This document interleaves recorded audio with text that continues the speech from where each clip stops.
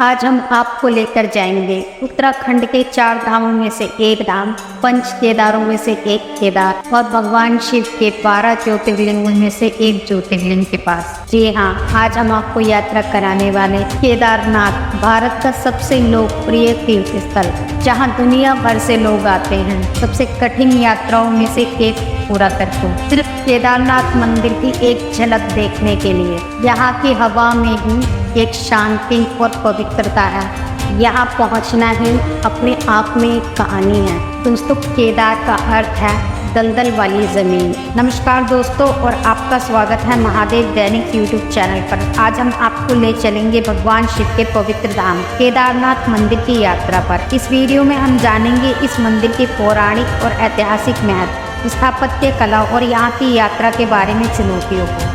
चलिए आरंभ करते हैं। केदारनाथ मंदिर उत्तराखंड के रुद्रप्रयाग जिले में स्थित है। यह मंदिर समुद्र तल से 3583 मीटर की ऊंचाई पर स्थित है और 4 धाम यात्रा का एक प्रमुख हिस्सा भी है। इसे 12 ज्योतिर्लिंगों में से एक माना जाता है। इस मंदिर की स्थापत्य कला नागर शैली में है और इसका निर्माण बड़े बड़े पत्थरों से किया गया है। कहा जाता है कि मंदिर का निर्माण महाभारत में पांडवों के द्वारा किया गया था। पांडवों ने अपने पापों के प्रायश्चित के लिए भगवान शिव की खोज में निकले थे और भगवान शिव ने केदारनाथ में उन्हें दर्शन दिए थे। केदारनाथ की यात्रा कठिन और चुनौतीपूर्ण होती है। गौरीकुंड से मंदिर तक की 16 किलोमीटर की पैदल यात्रा भक्तों के लिए आस्था और श्रद्धा का प्रतीक है। हिमालय की ऊंचाई में स्थित यह मंदिर अद्वितीय और प्राकृतिक सौंदर्य, आध्यात्मिक शांति का अनुभव कराता है। आदि शंकराचार्य ने 8वीं शताब्दी में इस मंदिर का पुनर्निर्माण किया था। मंदिर के पीछे उनकी समाधि स्थित है, जो इसे और भी पवित्र बनाती है।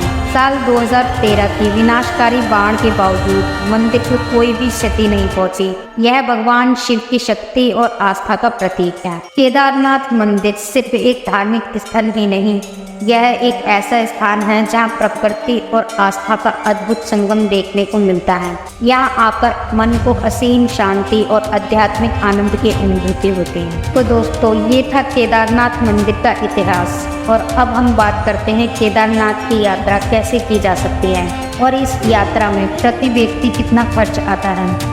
चलिए आरंभ करते हैं। केदारनाथ यात्रा के लिए सबसे पहले यात्रा का पंजीकरण करवाना अनिवार्य है। यह पंजीकरण आप उत्तराखंड पर्यटन विभाग की आधिकारिक वेबसाइट उत्तराखंड टूरिज्म पर जाकर कर सकते हैं। यहाँ आपको अपनी व्यक्तिगत जानकारी और यात्रा की तारीख भरनी होती है। हेलीकॉप्टर सेवा बुकिंग, यदि आप पैदल यात्रा के बजाय हेलीकॉप्टर सेवा का उपयोग करना चाहते हैं तो इसके लिए भी आपको अग्रिम बुकिंग करानी होती है।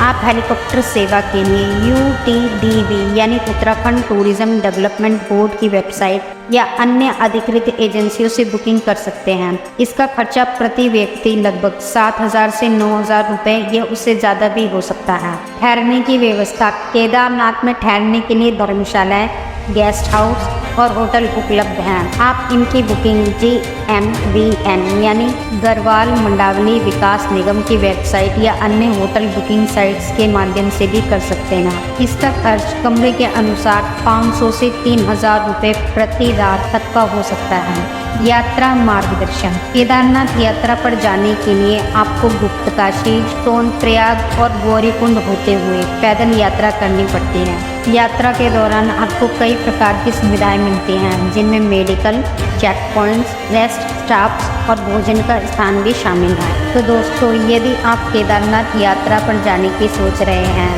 तो यह केदारनाथ यात्रा से पहले की ज़रूरी बुकिंग्स की जानकारी थी। अब हम जानते हैं दिल्ली से केदारनाथ की यात्रा कैसे की जा सकती है और इस यात्रा में प्रति व्यक्ति खर्च कितना आता है। चलिए, सबसे पहले दिल्ली से हरिद्वार तक का सफर आप ट्रेन, बस या हवाई जहाज के माध्यम से हरिद्वार पहुंच सकते हैं। ट्रेन का किराया लगभग 300 से 1500 रुपये तक का हो सकता है। बस का किराया लगभग 500 से 1000 रुपये तक का हो सकता है। और हवाई जहाज यात्रा का किराया लगभग 3000 से 5000 रुपये तक हो सकता है। हरिद्वार से आपको ऋषिकेश, फिर गुप्तकाशी या सोनप्रयाग तक पहुंचना होता है। यहाँ तक का सफर आप बस या टैक्सी के माध्यम से भी कर सकते हैं। बस का किराया लगभग 300 से 500 रुपये और टैक्सी का किराया प्रति व्यक्ति लगभग 2000 से 3000 रुपये तक हो सकता है। गुप्तकाशी या सोनप्रयाग से गौरीकुंड तक का सफर करके आपको केदारनाथ तक की 16 किलोमीटर की यात्रा पैदल करनी होती है। अगर आप हेलीकॉप्टर की सेवा लेना चाहते हैं तो इसका कुल खर्च प्रति व्यक्ति लगभग 7000 से 9000 रुपये तक हो सकता है। केदारनाथ में ठहरने के लिए कई धर्मशालाएं और होटल उपलब्ध हैं। कमरे का किराया प्रति रात 500 रुपये से 3000 रुपये तक का हो सकता है।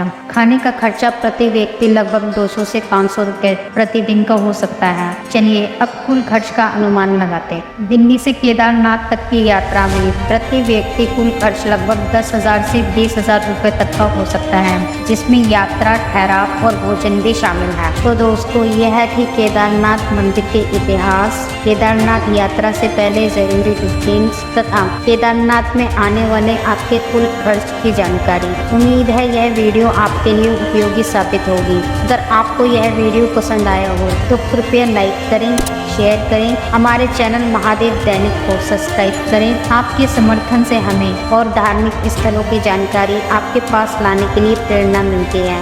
मिलते हैं अगले एपिसोड के साथ। हर हर महादेव।